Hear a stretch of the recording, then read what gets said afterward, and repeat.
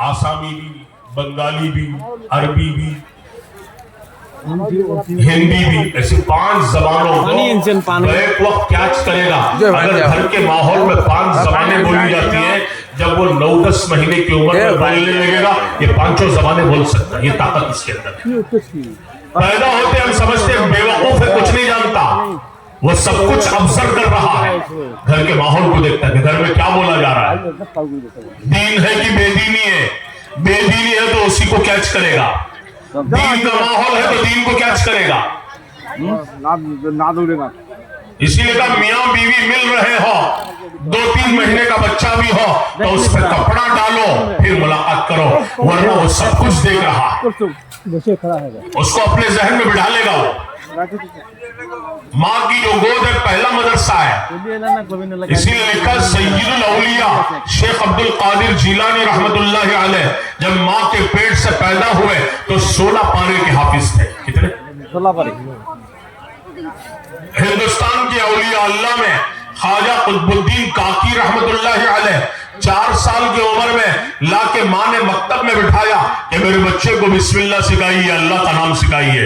उस्ताद ने बच्चे से कहा बेटा पढ़ो आओ बिस्मिल्लाहिर्रहमानिर्रहीम। उस बच्चे ने पढ़ना शुरू किया अऊज़ु बिल्लाहि मिनश शैतानिर रजीम बिस्मिल्लाहिर्रहमानिर्रहीम अलिफ लाम मीम से पढ़ते पढ़ते 14 पारे हिफ्ज़ सुनाए। माँ भी ताज्जुब में, उस्ताद भी ताज्जुब में। वो जब बेटा इतनी छोटी सी उम्र और 14 पारे हिफ्ज़ कैसे हो गए? बच्चा कहने लगा उस्ताद जी जब से मैं माँ के पेट में ठहरा हूं, मेरी माँ 14 पारे की हाफिज थी। घर के कामकाज के साथ रोजाना वो 14 पारे पढ़ती थी और मैं पेट में सुनता था। इस तरह मैंने ये 14 पारे हिफ्ज़ याद कर। हजरत मौलाना मोहम्मद इलियास साहब रहमतुल्लाह अलैह के बारे में आता है जब दूध छोड़ने की उम्र हुई यानी 2 साल, 100 पारे के हाफिज कुरान थे। वो फरमाते थे कि हम ऐसी औरतों के गोदों में पले हैं, हमने ऐसी औरतों का दूध पिया है और ऐसी औरतों के गोदों में पले हैं और ऐसे माहौल में हमने परवरिश पाई है कि जो रोजाना 40-40 पारे कुरान पढ़ती। उनकी नानी उम्मी भी के बारे में आता है रोजाना ये कुरान मुकम्मल करती, मजीद 10 पारे पढ़ती। 40 पारे कुरान की हाफिज थी, 40 पारे कुरान पढ़ती थी, पूरे कुरान की हाफिज थी। और 5000 मरतबा दरूद शरीफ का मामूल था, बड़ी अल्लाह वाली थी। इसीलिए कहती थी कभी कभी कि मौलवी इलियास तुम्हारे जिस्म से मुझे सहाबा की खुशबू आती है, तो कभी कहती तुम्हारे साथ सहाबा की चलती फिरती शक्लें नजर आती हैं। ये होता है। तो औरतों की तरबियत कैसे हो? औरतें जब बनेंगी तो बच्चों की तरबियत करेंगी। फिर हमारे गोद में पलने वाले बच्चे औलिया अल्लाह बनेंगे, मुहद्दिस बनेंगे, मुफस्सिर बनेंगे, फुक़हा बनेंगे, मुज्तहिदीन बनेंगे, अल्लाह वाले बनेंगे।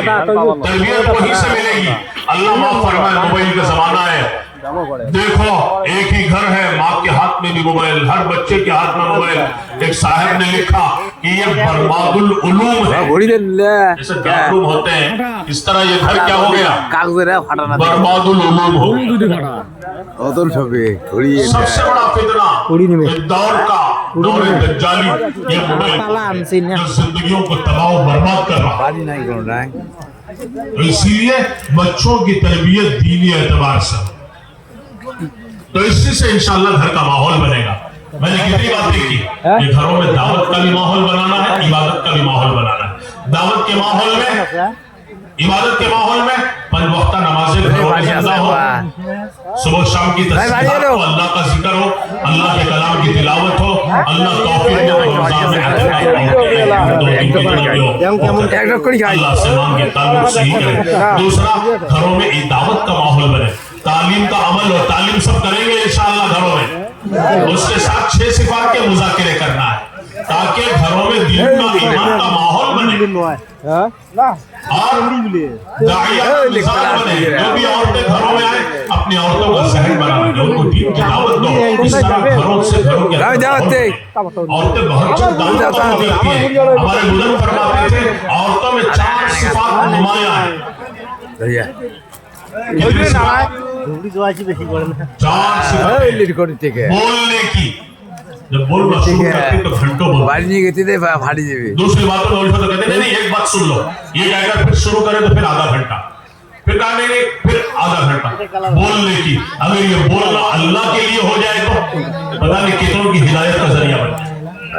औरतों में सिफत होती है रोने की, बात करते हैं तो फौरन रो देते, रोने की, बहुत रोने वाली।